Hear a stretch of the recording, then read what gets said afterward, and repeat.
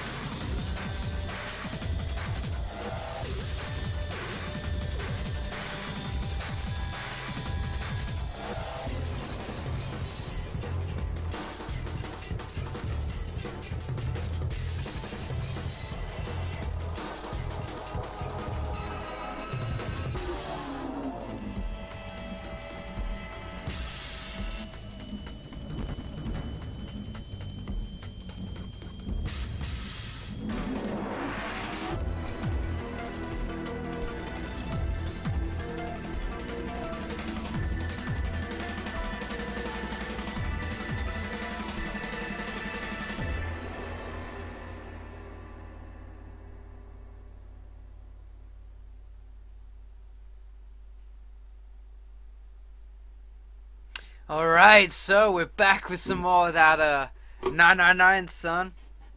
Now, the intro to this game is making me think that there is so much more to this than simply the game itself. If you just look at the opening, it starts off with why do I know these things, you know? And then there's these random pieces of information about ice that won't melt until 96 degrees Fahrenheit, and how there was 1500 victims, and people went missing and stuff. So yeah, think there's a lot to go on. So let's just get into it for now. So where we left off last time, let's just load up our state. Where we left off last time, we just did the slot machine. We just did a slot machine puzzle, and we managed to seek a way out of the room. And in the process, we managed to unlock that was it Saturn's door? You know how those doors that are locked with the symbols for the planets and everything. We managed to find a key that I think was for Saturn. It was the female sign, I believe. Anyway, or Venus or something. Okay, I got me a cup of tea, mate. So we just managed to open our door, and we are running down. I think we're running down to I want to say C deck. So yeah, let's go into that. In no time at all, they found themselves on C deck. Oh, dude, that memory, son. Junpei ran down the stairs a little farther, in hopes of checking on the deck below. When he reached the water, he called back up to Snake and Seven. Just what I thought. The deck is completely underwater. Just like the bottom of the central staircase. The surface of the water below them was flat, like a mirror. That it had not changed too greatly since they'd last seen it was a great relief. Junpei quickly retraced his steps and headed back to C deck. In front of the stairs were a pair of elevators. They appeared to be identical to the ones from the upper floor. Between them, attached to the wall, was another card reader. And next to that was another strange symbol. Hey, check it out, it's that symbol for Lotus. What? See, it's got the woman symbol. And then it's got devil horns, right? Are you funny? Stop. Yeah, I see it. No two ways about that.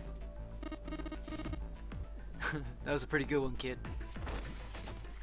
Seven tussled Junpei's hair in what he likely thought to be a friendly manner. Junpei feared his neck might break, even though it was clear Seven had kept his strength in check. Thankfully, Snake interrupted. After Junpei's observation, he'd gone over to examine the card reader. Well, this is a Mercury symbol. The marks you mistook for horns are a stylized version of the wings and staff of Hermes. Wings and the staff, huh? So, she beats you with the staff until you die and go to heaven? Sounds like Lotus, alright.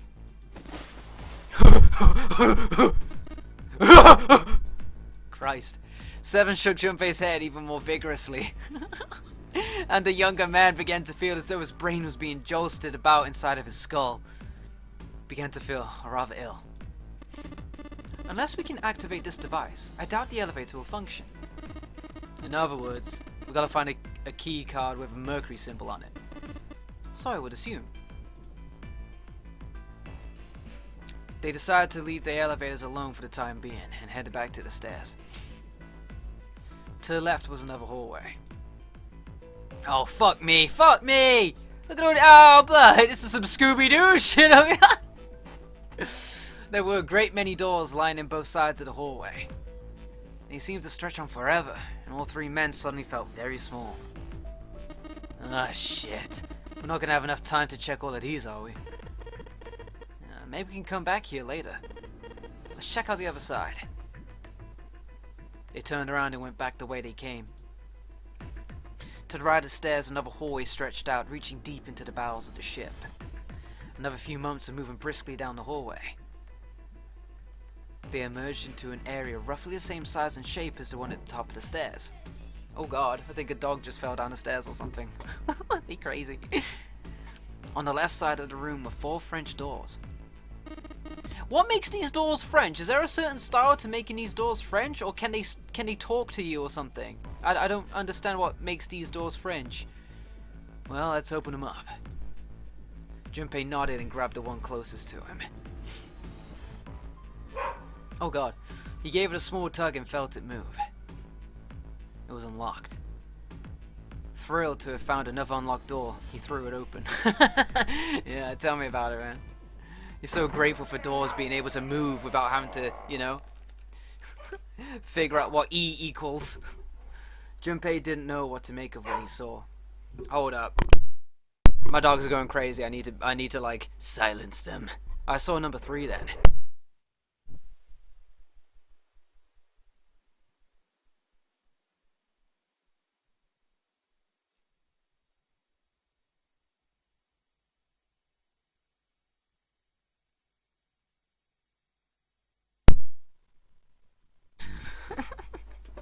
It's Dobby, man. Once he starts going, he's like fucking Pringles, son. He just can't stop.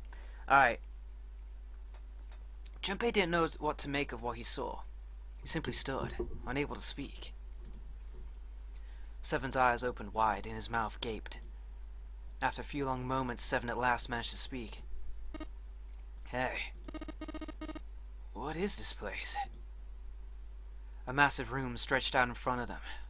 More a cavern than a room. Its vastness was oppressive, and it bore down on Seven and Junpei. There's a lot of beds here. Now, we mentioned in the opening that a lot of people went missing and there was 1,500 victims. I don't want to say there's 1,500 beds here, but there's definitely a lot of them. It was not empty, however. The entire room was filled with lines upon lines of beds.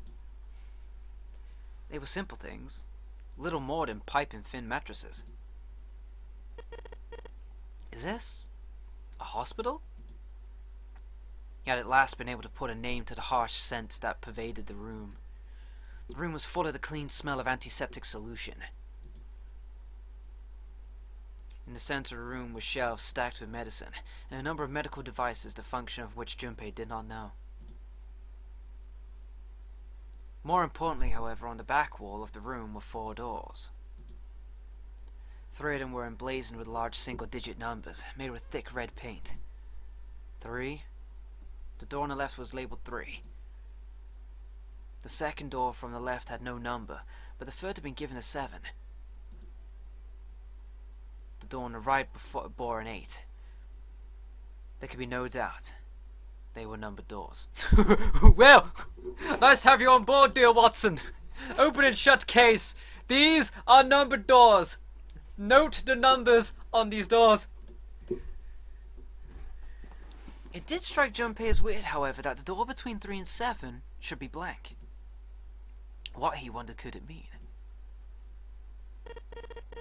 Let's take a look at these doors. Yeah, good idea. The three of them threaded their way through the beds toward the back of the room.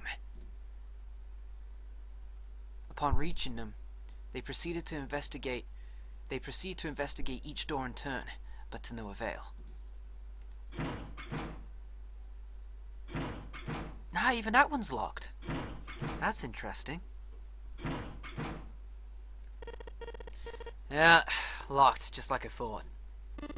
Well, naturally. After all, there are rules to the nonary game, and to allow those doors to open easily would violate those rules. Unless we can authenticate ourselves with the red, the numbered doors will... Whoa, whoa, whoa! Check this out. Suddenly 7 spoke up, interrupting Snake. Look at the red. There's nothing on it. Huh? Don't you remember the red back at the main staircase?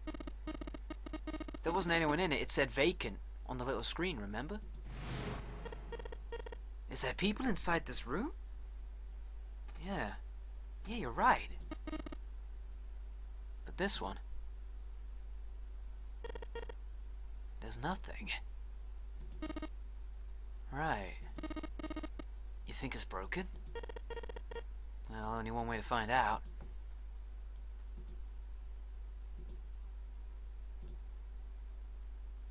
Junpei and the others put their hands on the panel, but nothing happened. The red refused to change. They tried pulling the lever and still nothing. As they soon discovered, it wasn't only the red on door 8 that seemed to be malfunctioning. The red on door 7 and the red on door 3, none of them worked. What, they wondered, did it mean? They gotta be broken. And that bastard.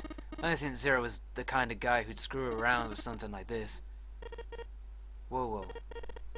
Zero's been prepared for everything so far. And you're saying he's gonna make a mistake now? Well, that's the only thing I can think of. This thing ain't working at all. While Junpei and 7 talked, Snake busied himself with examining the red. After a time, he lowered his hands and spoke. It seems as if some of the internal hardware has been removed.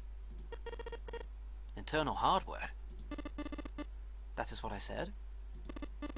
Take a look at the underside of this red, if you please. Junpei obliged and bent over to look at the underside of the device. A long, thin slit ran along the bottom of it. As he looked harder, he realized it was more of a slot than a slit, and that it was clearly meant to accommodate some manner of electrical device. The other 2 reds were the same. Something had clearly been removed from all 3 of them.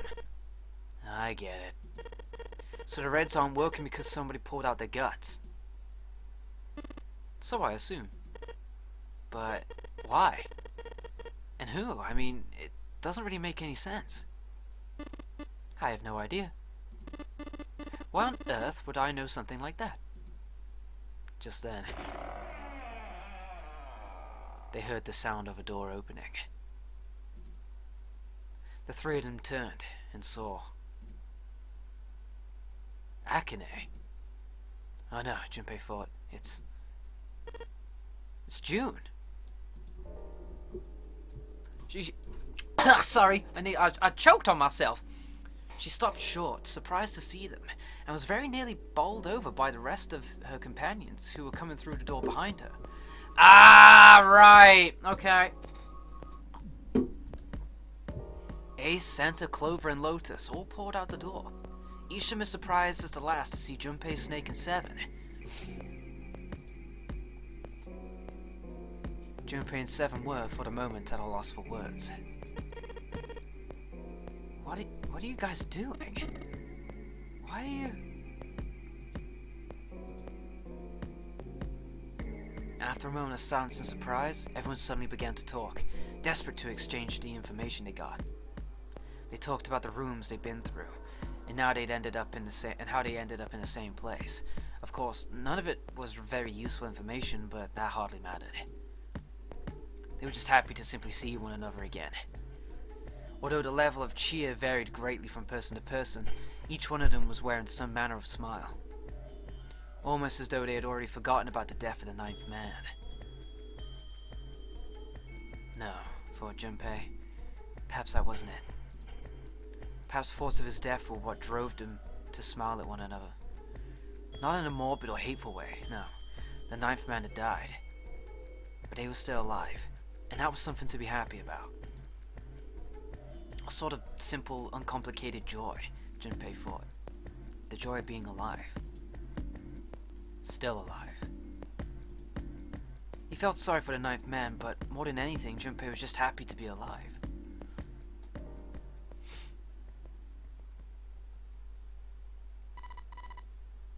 This is bad, though. This is bad, though! Here we go. If the red isn't working, we can't keep going. What about the big hallway? Maybe there's something in there we might be able to go. Somewhere in there we might be able to go. Nah, there's nothing there. The five of us had a quick look. There were a great many rooms, although none of them appeared to have held patients for quite some time. Patients? You know those doors of hospital rooms? Yeah. Apparently, you have a number of individual rooms in addition to this large central room. There's a door down the end of the hallway. Tell me it was locked. It had one of those solar system mark things on it. It was the Jupiter symbol. Jupiter? I wonder what it means.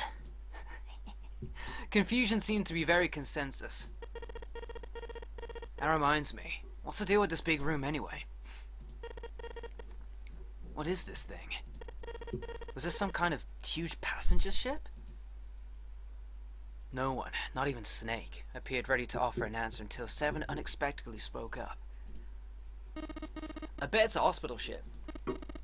In fact, it's probably the Gigantic. The Gigantic?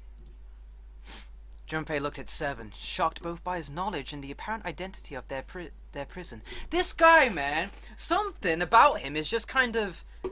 I don't know. I don't want to say off, because I'm not getting those kind of like, well, you sketch, Seven kind of vibes. But the fact that he has amnesia, yet well, the things that he does remember are so damn relevant and specific to the events of this ship is crazy. I mean, he knew about the Baccarat table. He knows about this ship possibly being the Gigantic.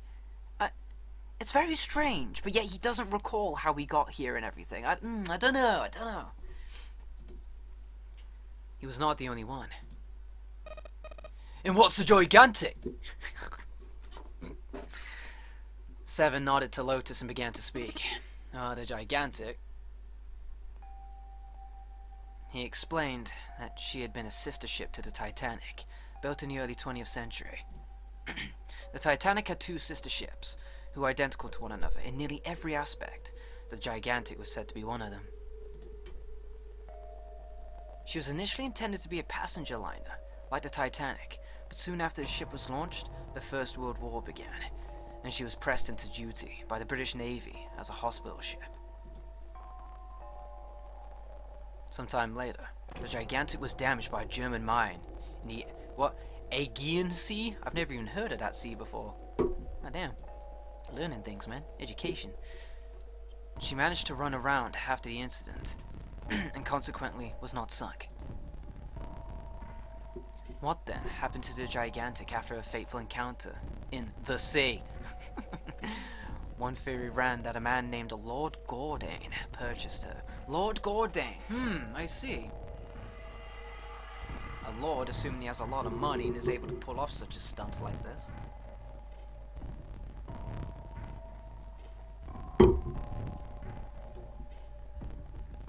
Lord Gordane, it seemed, had been one of the few survivors of the Titanic tragedy. Ah, scratch that then. And that trauma had turned him into an obsessive collector of all things related to the Titanic. As his obsession deepened, he began to desire the Titanic itself. Huh? That, of course, was impossible. The Titanic lay at the bottom of the Atlantic Ocean. The Gigantic, however, had not suffered such a dire fate, and as she was identical to her sister ship, she caught Lord Gordane's eye. So you're saying this Lord Gordane bought this ship? Yeah. At least, I think I am. That's impossible. No way we're in some boat that's almost 100 years old. Now pipe down, just pay attention. What? That's it? Have you got any proof? Proof? Yeah, proof that the ship is really the Gigantic. Well, this ship's got stuff that's like the Titanic and the hospital ship. So I just figured. Oh, for goodness. Don't tell me that's your only reason. No, I've got more. Like? I mean... Seven looked around desperately, doing anything to avoid meeting Lotus's piercing stare. He scratched his head for a moment, then gave up. Finally he opened his mouth. I don't know. Lotus sighed and shook her head. Well, I guess your memory isn't back yet, is it? No, sorry. And almost as if to save Seven from further embarrassment. Oh, the clock!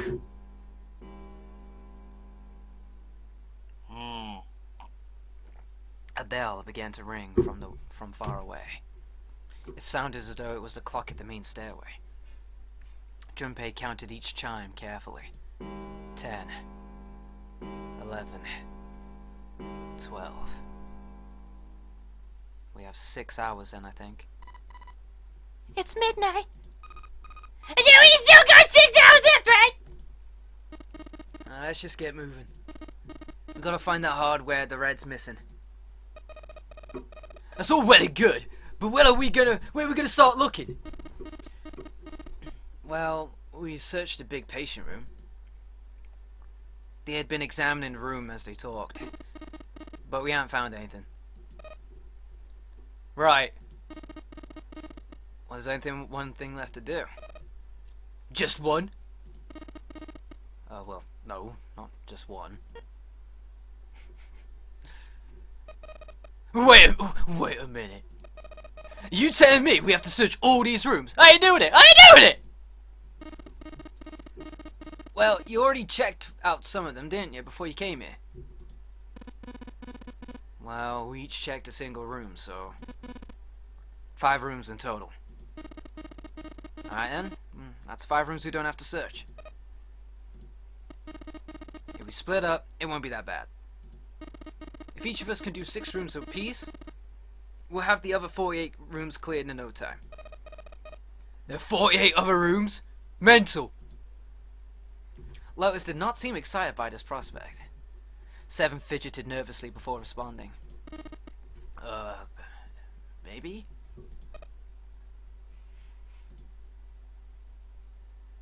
After some discussion, the 8 of them decided which rooms to begin with, and in what order they would go. Junpei was chosen to search the rooms on the starboard side, moving from fore to aft. Brilliant. I think starboard is the right side. They also determined when they would return to report their findings, the next time the clock sounded the time. When it did, they would meet back in the large central room full of beds. If during their search any of them were to locate the missing components, they were to yell for the others. If this strategy failed, they'd return to discuss their options later. The details decided, they left to begin searching. Out into the hallway they went, each of the rooms they'd been assigned. However... Oh, buddy, I'm scared.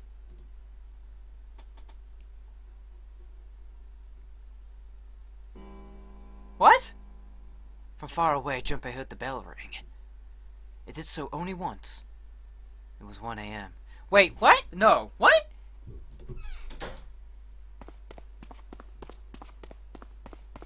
Oh, okay, so we just like did a time warp to 1 hour ahead. I was like, what the fuck? That was a really quick hour.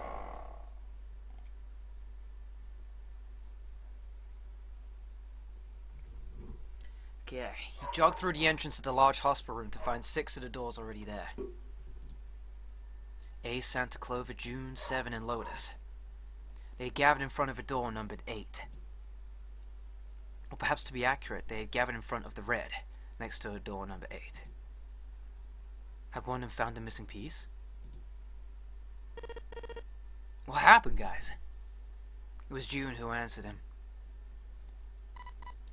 Jumpy, look! She was pointing at the red. He pushed through the others until he stood in front of it. Huh. Oh, so every hour a different door is going to become unlocked, I guess. Immediately, he knew what she meant. The display of the front of the red read vacant. Junpei sighed. Come on, guys, who was it? I thought we were supposed to yell if we found it. Well, Junpei wondered why she was hesitating. The others looked as confused as June, but kept their mouths shut. What the hell? What's up with you guys? They all knew something he didn't, and Junpei wasn't about to leave things that way. Finally, Lotus frowned and spoke. Well, that's the thing. We don't know. You don't know? When I got back here, it was already like this. There was no one else here. That means I was the first one back, but the missing part's already back in the red.